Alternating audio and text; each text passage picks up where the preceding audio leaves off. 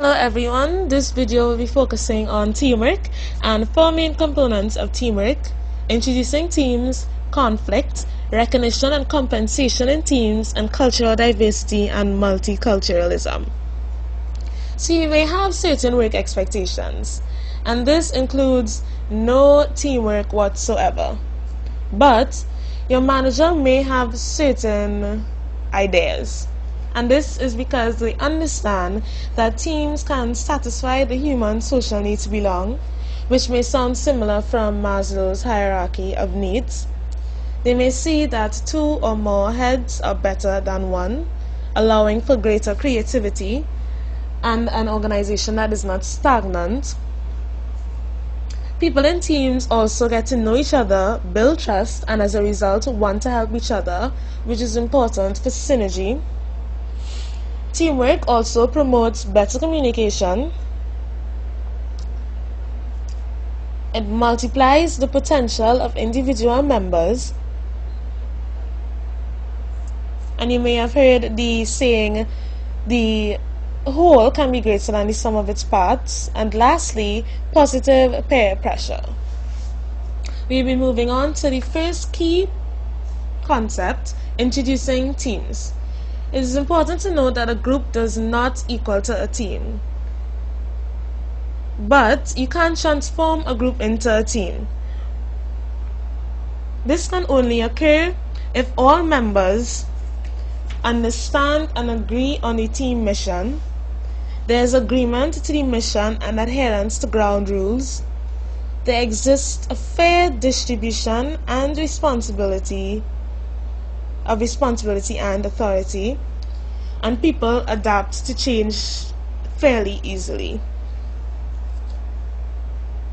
Here are a few considerations for building a team, and that is the makeup and size, which will depend in part on the type of the team, the team's charter, which will be the team's goals, their responsibilities, the team members, etc.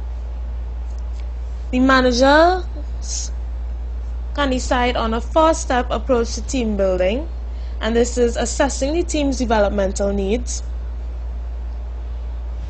planning team building activities based on the needs previously identified, executing the planned team building activities, and lastly, evaluating the results. Here are a few characteristics of effective teams. First, mutual support. Members depend on each other and there is mutual dependency and mutual support. There's challenge. The goals are challenging but not overwhelming. Trust. Participation, where leaders can draw out reticent members and rein in members who dominate team meetings. People skills, which can prevent and resolve conflicts and work cooperatively. Accountability, where the teams are accountable for achieving their goals. And lastly, reinforcement, which is similar to positive peer pressure. Here are a few positive character traits of team members.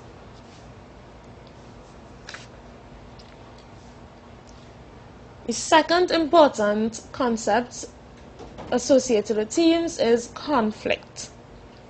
And there are human factors that may inhibit group cohesiveness, and this includes the personal identity of the team members,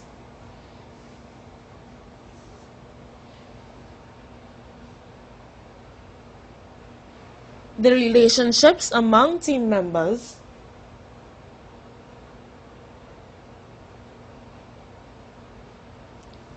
and lastly, the identity within the organization.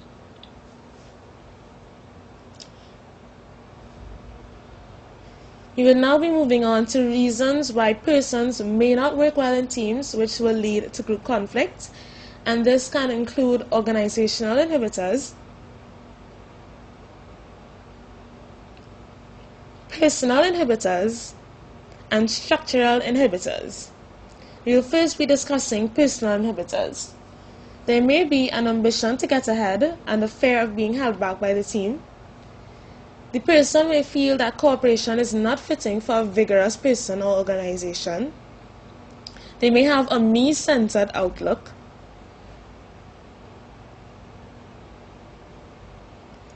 They may feel that they can't trust anyone but themselves because of rapid change and retrenchments.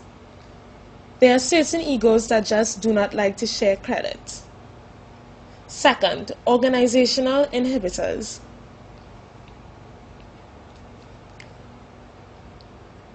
Poor teamwork on the part of an organization will manifest itself in either or both of the following ways.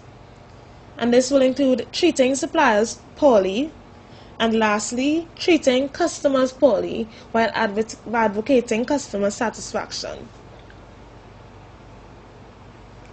It is important that organizations set a positive example of teamwork.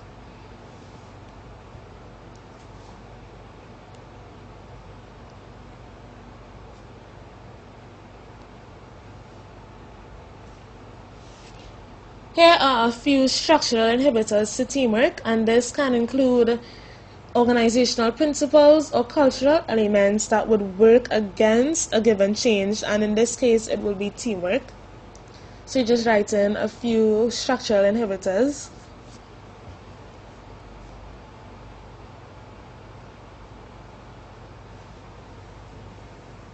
There are, however, some resolution strategies for team conflicts where team leaders and members can apply these following strategies for preventing and resolving conflict.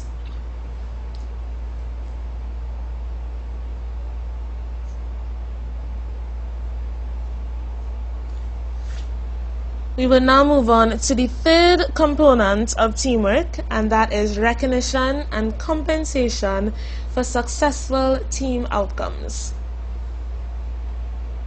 It is important to note that the strongest human motivator is compensation. We will first be discussing the compensation system. Here is a diagram of the model for developing a team and individual compensation system. The compensation system, all employees receive traditional individual-based pay. Then there are incentives that increase that income, as well as final incentives based on the team performance.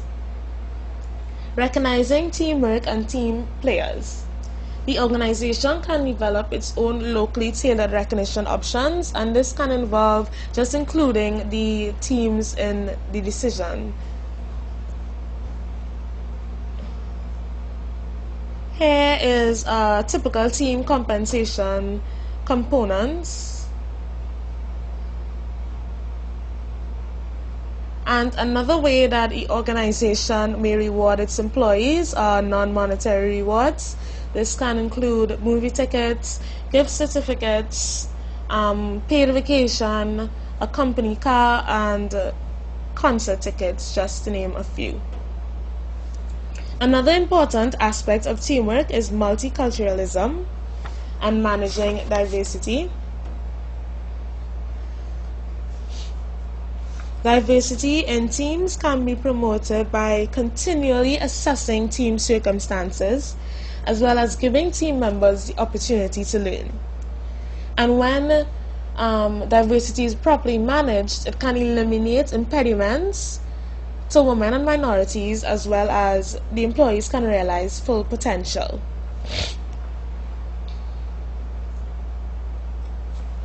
Multiculturalism and its challenges. Leading multicultural work teams can pose several special challenges for managers and supervisors, and this will be listed below.